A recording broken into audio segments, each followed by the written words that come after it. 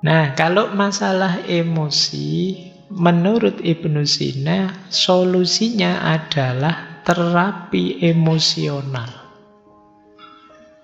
Nah, terapi emosi kalau tadi logika, ilmu, filsafat, kalau ini musik, puisi, dan seni. Musik, kata Ibnu Sina, bisa membantu kita untuk meredakan ketegangan, menemukan kedamaian, juga mengekspresikan emosi. Kalau kalian sedang sedih, marah, atau sedang sangat jengkel, itu kan kadang-kadang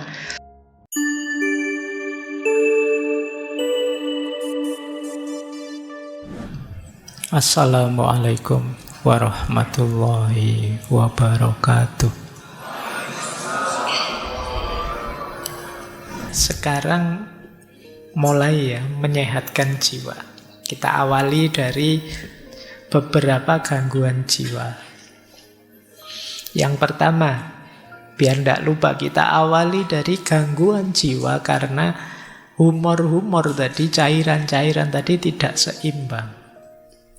Jangan lupa seorang sanguinis yang tadi dominan darahnya itu kalau ekstrim bisa memunculkan pribadi yang hiperaktif, impulsif, dan mania. Jadi wajar saja ada orang ekstrovert, tapi kalau bablas tidak terkendali, ini kan dominan darah yang sifatnya panas tadi, dia akan hiperimpulsif, ngamuan, mania. Makanya dalam bahasa Indonesia kan ada istilah darah muda, darah panas. Itu sebenarnya arahnya ke sini. Karena memang aspek darah itu unsur panas. Jadi kalau kalian merasa, Pak saya kok ngamuan ya Pak, saya kok tidak bisa diam ya Pak saya, ya harus hati-hati, harus siap-siap untuk ngerem. Karena kalau tidak, ya ketemunya itu hiperaktif, impulsif, dan mania. Sementara yang flegmatis tadi yang cenderung tenang, cenderung tidak mudah terpengaruh, dominasinya yang lendir tadi, yang paling bawah, balhom, itu dalam bentuk ekstrim akan melahirkan orang yang apatis, cuek, lamban. Jadi disuruh ngapa-ngapa nanti saja, besok saja. Itu kalau dalam bentuk ekstrimnya ya masalah, jadi orang apatis. Apatis itu sudah tidak percaya lagi apa-apa, sudah cuek total pokoknya. Nah ini kalau dominan terlalu besar aspek flegmatisnya. Kemudian kalau yang terlalu dominan kolerisnya, yang tadi leader tadi, seorang yang ingin dominan tadi, pada akhirnya dalam bentuk ekstrim yang mulai ada disorder, gangguan jiwa, itu biasanya muncul dalam bentuk agresif, antisosial, dan narsis. Jadi orang narsis itu kan ingin tampil terus, ingin dia disebut unggul terus, disebut baik terus. Ada ndak di sini yang tiap hari posting selfie-annya sedang ngapain, sedang apa, sampai temenmu bosen nge-like, bosen jempoli. Jadi kamu khawatir hilang, kamu ada FOMO-nya terus tiap hari tampil. Hati-hati jatuh pada narcissistic disorder. Justru kamu jadinya ndak menikmati hidup. Kamu hidup mengandalkan pengakuan orang, pujian orang. Ini juga masalah, makanya hati-hati. Oke. Apalagi ada ciri antisosial. Karena tadi orang koleris itu kekurangannya kan sering daya empatiknya rendah.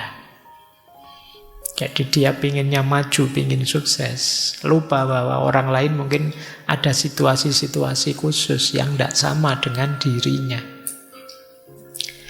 Kemudian kalau yang melankolis, yang dominasi empedu hitam tadi, bentuk ekstrimnya adalah putus asa, cemas, pesimis, overthinking. Nah, dari gangguan-gangguan ini semoga teman-teman tidak ada yang merasa ngalami. Kalau ada, ya berarti gangguan jiwa. Ini bentuknya agak ekstrim. Tidak apa-apa teman-teman, sekali-sekali kalau memang merasa terganggu dengan ini, datang saja ke psikolog, psikiater. Tidak apa-apa, itu bukan aib. Ya sama kayak sakit fisik kita nyari dokter, ya sakit mental juga kita cari ahlinya. Kalau memang sedang gelisah.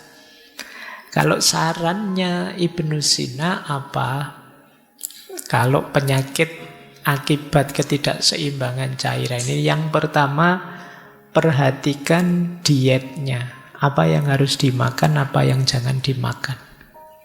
Nanti ada makanan yang sifatnya panas, dingin, lembab, kering. Nah, itu untuk menyeimbangkan tadi yang dominan apa, berarti kurang apa.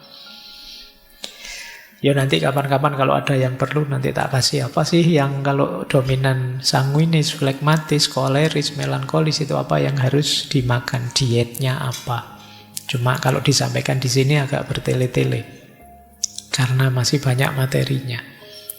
Kemudian yang kedua, gaya hidup, olahraga cukup, istirahat cukup. Nah, semoga teman-teman termasuk yang masih sadar olahraga dan sadar istirahat. Kalau olahraga mungkin masih banyak yang suka ya. Saya olahraga tiap hari Pak, kalau ada siaran langsung sepak bola mesti nonton. Itu namanya bukan olahraga, nonton olahraga. Biasanya yang males olahraga itu kalau ditanya, "Mbok kamu olahraga?" Ya sudah, di kampus itu lantai 4 tiap hari saya naik, saya turun, kan itu olahraganya. Mesti gitu kan. Itu alasannya orang males olahraga itu. Baik, ya kalian tetap harus ada olahraganya, ada istirahat. Istirahat juga penting. Semoga di sini tidak banyak yang suka melekan. Ya begadang itu boleh saja, tapi jangan sering-sering. Kalau bisa ya tidak pakai begadang lah, kalau tidak terpaksa. Ya kalau yang usia-usia kalian biasanya kan begadangnya kalau sekarang ngafe ya, ngopi, atau nonton siaran olahraga, nonton sepak bola gitu ya. Ya tidak apa-apa, cuma jangan sering-sering, nanti ada efeknya pasti. Gaya hidupmu yang tidak sehat mesti ada efeknya. Kemudian emosi. Kendalikan emosi, stres sekecil apapun bisa mempengaruhi keseimbangan cairan tadi dalam diri kita. Dan yang keempat tentu saja nanti ya kalau memang bermasalah ada obatnya, ada herbalnya, termasuk terapi-terapinya. Kalau memang sudah sakit. Baik, ini yang berhubungan dengan cairan tubuh atau humor. Sekarang kita lebih dalam lagi. Gangguan jiwa jenis kedua. Kalau tadi karena cairan, kalau ini karena masalah mental. Jadi masalah mental itu apa? Ada 3, cemas, depresi, stres. Kalian mungkin banyak yang, karena saya kapan itu baca berita, tingkat orang yang mengalami gejala kecemasan itu di Indonesia pesat sekali jumlahnya, peningkatannya. Kalian juga kan sering mencurhatkan overthinkingmu dan lain sebagainya. Itu gangguan kecemasan sebenarnya. Solusinya menarik, kata Ibnu Sina, kalau untuk masalah mental yang itu isinya cemas, depresi, stres, lakukan terapi mental juga. Terapi mental itu isinya 3, logika, ilmu, dan filsafat. Ini menarik ya, terapinya malah isinya belajar semua. Wong lagi stres kok disuruh belajar, itu gimana? Maksudnya apa? Yang pertama, logika itu membantu kita berpikir jernih dan rasional. Misalnya kita cemas, kadang-kadang kecemasan kita itu tidak beralasan. Cuma ya mengganggu kita tiap hari. Nah kalau pikiran kita jernih, kita bisa menegaskan, ngapain aku kok cemas, wong itu belum terjadi, masih besok, masih bisa iya, bisa tidak, kok aku sepanik itu sekarang. Ini pikiran yang bisa ngontrol kita seperti itu, logika. Jadi logika membantu kita berpikir jernih. Nah teman-teman boleh mulai latihan logika, ya latihan berpikir jernih dan rasional. Kemudian yang kedua, ilmu.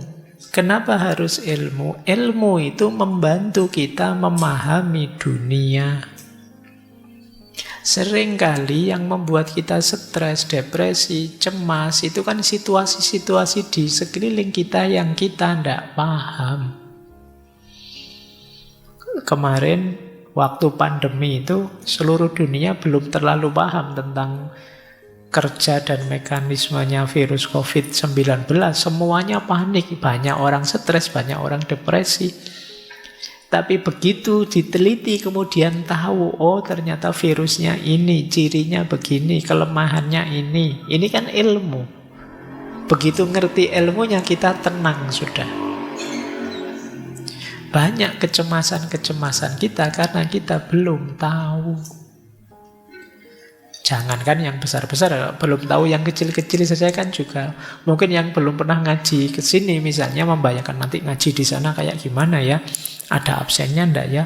Boleh enggak ya saya? Jadi kan pikiranmu kan macam-macam. Tapi begitu ke sini sekarang kamu ngerti ilmunya. Nanti datang lagi kamu sudah ngatur strategi. Oh situasinya kayak gitu, saya datangnya belakangan saja, nanti duduknya di pojok sana, kamu bisa ngatur. Lebih tenang. Maka kuncinya orang stres yang kedua itu ilmu. Ya tadi kalian misalnya belum ngerti tentang teori-teori carian humor dan lain sebagainya tadi, sekarang ngerti. Oh saya ini kok marah-marah ini urusan darah ini yang panas ini.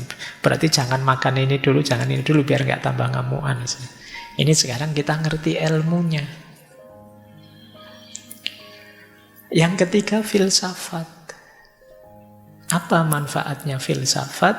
Filsafat itu memberi kita kerangka makna hidup. Menunjukkan kita tujuan ideal hidup. Dan ini menenangkan. Banyak orang yang hidupnya tidak punya tujuan, tidak punya idealisme dan lain sebagainya, sehingga ngambang, sehingga mudah stres. Orang itu kalau punya tujuan hidup, punya visi, punya makna hidup, mungkin mengalami kegagalan-kegagalan kecil bagi dia biasa. Yang penting tetap lanjut menuju cita-cita besarnya. Dan cita-cita besar ideal itu ya kita menempuhnya lewat jalur filsafat. Saya sering bilang filsafat itu salah satu jalan untuk kita menseriusi hidup. Jadi selama ini mungkin kita autopilot saja. Bahkan kalian mungkin kuliah sudah semester akhir juga masih belum punya cita-cita, belum punya tujuan. Kalau ditanya hidupmu mau kamu bawa kemana? Kamu ingin hidup yang seperti apa? Belum tahu Pak, belum mikir ke sana. Bahkan jurusan ini saya kira saya juga salah ngambilnya. Kamu bisa begitu. Kamu bisa sampai dewasa tidak punya orientasi, tidak punya tujuan. Nah, filsafat membantu kita menemukan itu. Jadi menarik, kalau itu gangguan mental sifatnya, masalah-masalah mental seperti cemas, depresi, takut, solusinya 3. Logika, ilmu, dan filsafat. Nah, makanya kemarin kita ngaji terus yang jadi buku itu judulnya Menjaga Kewarasan. Jadi kita belajar filsafat itu bagian dari menseriusi hidup biar kita tetap waras. Karena waras versi kita itu kamu cari di ChatGPT juga tidak ada. Seandainya ada juga tidak mesti cocok. Karena yang tahu hidup kita itu diri kita. Jadi coba kamu tanya ya di GPT, wahai ChatGPT, tolong bantu saya biar saya bahagia bagaimana ya. Dia mesti ngomong macam-macam tapi tidak mesti cocok dengan kita. Karena yang tahu diri kita itu kita sendiri. Nah, di sini gunanya kita logika. Di situ gunanya kita belajar sendiri biar dapat ilmu, belajar cara berpikir filosofis biar bisa merangkai makna untuk hidup kita. Baik, ini gangguan jiwa jenis kedua. Nanti ada gangguan jiwa jenis ketiga. Kalau jenis ketiga ini masalah emosional, sedih, atau marah, atau takut. Ini masalah emosi. Batin yang lelah, ini masalah emosi. Nah, kalau masalah emosi, menurut Ibnu Sina, solusinya adalah terapi emosional. Nah, terapi emosi kalau tadi logika, ilmu, filsafat, kalau ini musik, puisi, dan seni. Nah, ini menarik ya. Jangan salah, Ibnu Sina juga ahli musik. Beliau bisa memainkan banyak alat musik, juga bisa menyanyi. Nah, baik. Musik, kata Ibnu Sina, bisa membantu kita untuk meredakan ketegangan, menemukan kedamaian, juga mengekspresikan emosi. Kalau kalian sedang sedih, marah, atau sedang sangat jengkel, itu kan kadang-kadang coba cari alat musik apa, terus kamu main sak kapoke, lampiaskan kamu bisa. Tidak bisa Pak saya main Pak, yus dimain ke sak senengmu aja kan sudah bisa untuk pelampiasan. Ada gitar nganggur, kamu genjreng sak kapoke, sak pedote, senare, gitu ya wis puas aku misalnya. Nah ini yang disebut terapi emosional. Nyanyi, karaoke sak keras-kerasnya nyanyilah, itu bisa meredakan ketegangan dalam batin.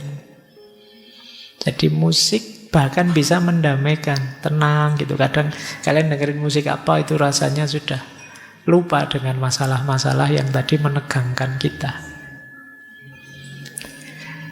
Jadi musik penting untuk membantu kita tenang. Dia bisa jadi katarsis.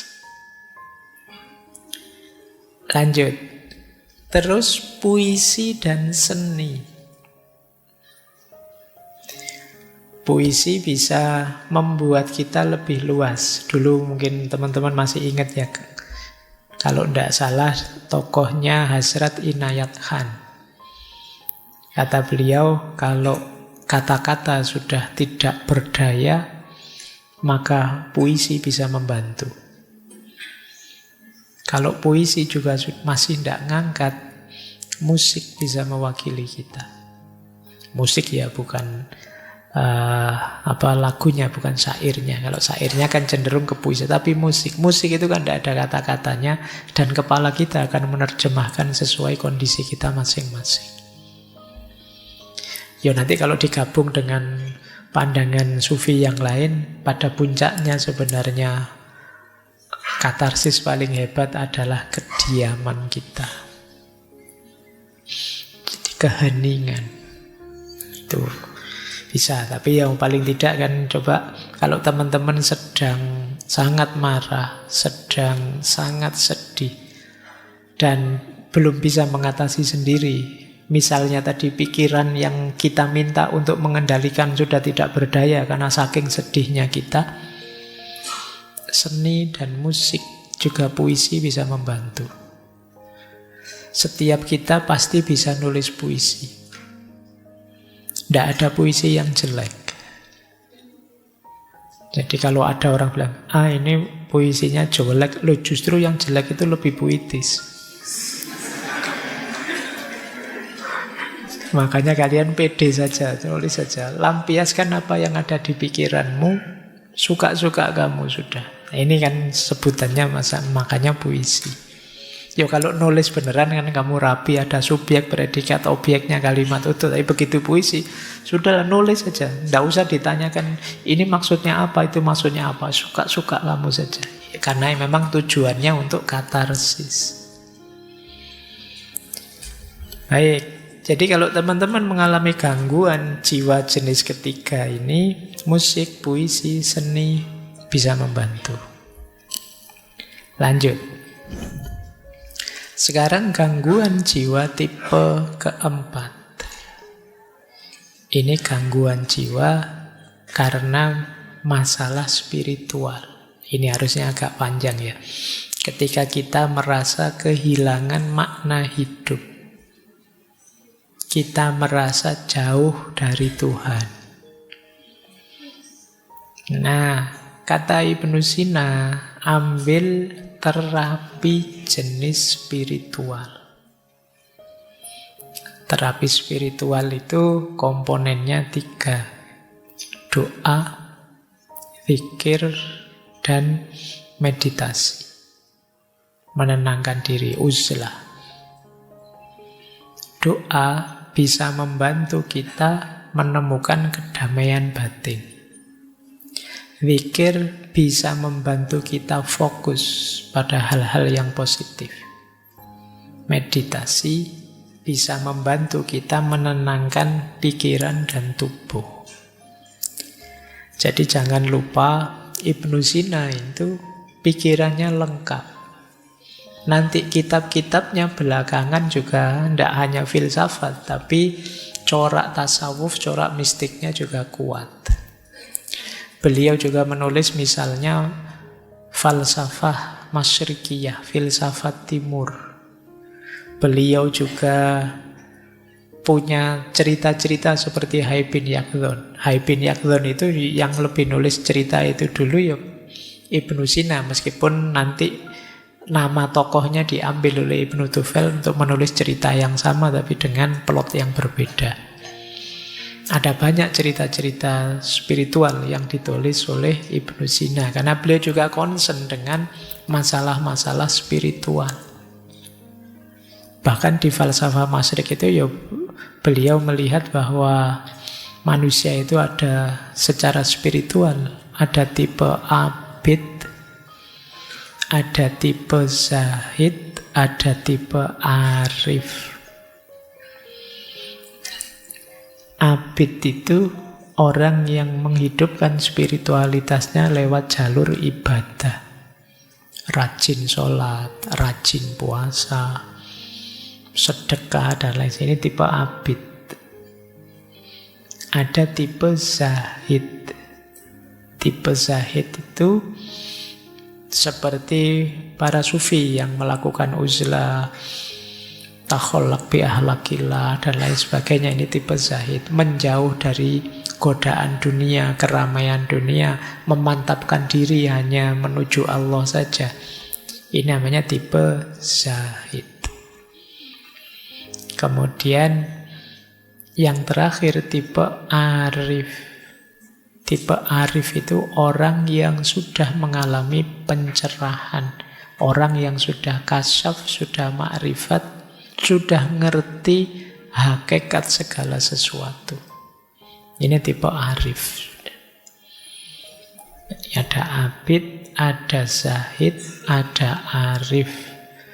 Kalau kalian tipe apa? Abid kah? Sholatnya masih bolong-bolong Pak, tidak berani bilang abid. Zahid apalagi Pak. Arif sangsoyo. Tapi ini jalur-jalur untuk menghidupkan spiritualitas kita. Nanti orang yang menempuh jalur ini ingin menghidupkan spiritual, namanya adalah murid. Murid itu ya secara letterlek kan orang yang menginginkan. Tentu saja murid nanti dituntun oleh mursyid. Orang yang menuntun, menunjukkan. Jadi baik, masalah spiritual, orang menyebutnya hari ini ada istilah krisis spiritual. Krisis spiritual itu tidak sekedar lupa Tuhan, tapi orang merasa kosong, merasa hampa, hilang makna. Mungkin kalian sering bertanya pada dirimu, hidup kok seperti ini ya? Apa gunanya aku hidup? Apa pentingnya sih aku hadir di dunia ini? Ini krisis-krisis spiritual. Jadi Apa makna diriku? Apa makna kehadiranku? Siapa sih aku ini? Aku dulu tidak minta kok dihadirkan sekarang. Itu kalau kalian lelah dengan hidupmu sampai selevel itu, kalian sedang mengalami krisis spiritual. Kalian merasa tidak bernilai, tidak bermakna. Krisis spiritual itu biasanya diawali dari, tadi sudah sedikit saya sebut, kalian lupa tujuan. Kalian tidak tahu hidupmu itu mau kemana. Dan dulu asalnya dari mana. Ini kalau orang Jawa konsep ini disebut sangkan paraning dumadi. Kalian lupa aspek ini sehingga kalian kelelahan sendiri. Kalian lupa bahwa hidup ini dulu asalnya dari mana dan besok mau menuju kemana. Kalian anggap hidupmu itu ya seputar aktivitasmu sehari-hari itu saja. Yang mahasiswa menganggap hidup itu ya seputar kuliah, kos-kosan, pacaran, mungkin seputar itu saja. Padahal tidak sekedar itu, kalian dihadirkan oleh Allah untuk hidup. Nah, kalau ada yang alami begini, batinmu sedang sangat lelah, berarti kalian sedang mengalami krisis spiritual. Hal yang sama sering disebutkan berhubungan dengan peradaban barat yang terlalu positivistik. Kalau teman-teman baca tulisannya Sayyidus Nasr itu, barat itu maju luar biasa, tapi dia melupakan satu unsur yang sebenarnya esensial, fitri dalam diri manusia, yaitu aspek spiritual. Sehingga kemudian belakangan kan banyak orang barat yang kemudian geser ke ranah spiritualitas. Baik ya, kalian coba ya mulai introspeksi. Ya hidup kita ini lengkap sih, ada fisik jasadnya, tadi ada emosinya, ada mentalnya, ada jiwanya, dan ada unsur spiritualitasnya. Semuanya harus waras. Kalau ada yang tidak waras, ya hidupmu akan tidak seimbang, timpang. Jadi keywordnya konsep kesehatan mentalnya Ibnu Sina adalah keseimbangan. Makanya tadi cairan-cairan tadi tidak ada kok, harus cairan ini saja, tidak ada. Ya semuanya penting tapi jangan berlebihan. Jangan ada yang terlalu dominan, nanti akan menyusahkanmu. Baik, nah solusi apa kalau kalian mengalami krisis spiritual? Ya terapi spiritual. Yang pertama doa. Doa itu tidak sekedar minta pada Tuhan, tapi juga kesadaran kita bahwa kita itu lemah. Ada banyak hal yang kita tidak mampu, maka kita perlu intervensi, perlu Tuhan membantu kita. Jadi, dan bukan masalah dikabulkan atau tidak dikabulkan kalau dalam konteks ini, tapi kesadaran kita bahwa Tuhan selalu ada, selalu hadir, dekat dengan kita, itu sudah membuat kita nyaman.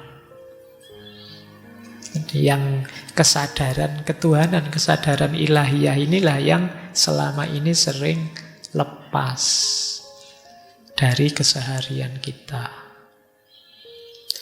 Sekali-sekali kalau teman-teman bisa ya, coba dicek dalam sehari kira-kira berapa menit atau berapa puluh menit, syukur-syukur ada ndak 1 jam, teman-teman melakukan aktivitas dengan sadar bahwa Allah sedang mengawasiku, Allah selalu dekat dengan aku. Pernah ndak begitu? Mungkin sedang kuliah sih dengan dosen, saya kuliah kayak gini, ya Allah mengawasi loh ya saya. Nah itu pernah, kesadaran ini kira-kira berapa persen muncul dalam hidup kita? Wong kadang-kadang sholat saja tidak ada kesadaran itu kan juga. Padahal sholat itu momen ketika kita berhadapan-hadapan dengan Allah, tapi kesadaran itu juga tidak muncul. Kayak kita ngobrol dengan orang, tapi kita tidak peduli yang kita ajak ngobrol siapa. Ya untungnya Allah itu sangat sayang dengan kita. Baik, Oke ya, ini krisis spiritual. Selain doa juga ada zikir. Zikir itu ya makna letterleknya ingatan dan sebutan. Jadi pikiran kita senantiasa dalam kesadaran Tuhan dan mulut kita senantiasa menyebut namanya, terus itu disebut zikir. Meditasi ya aktivitas menenangkan diri. Kalau dalam Islam ada istilah iktikaf, berhenti sejenak. Ada istilah muhasabah, ada istilah tafakur. Itu setara dengan itu. Menghidupkan mindfulness dulu pernah kita bahas. Jadi ini krisis spiritual. Krisis spiritual ini gejalanya paling samar.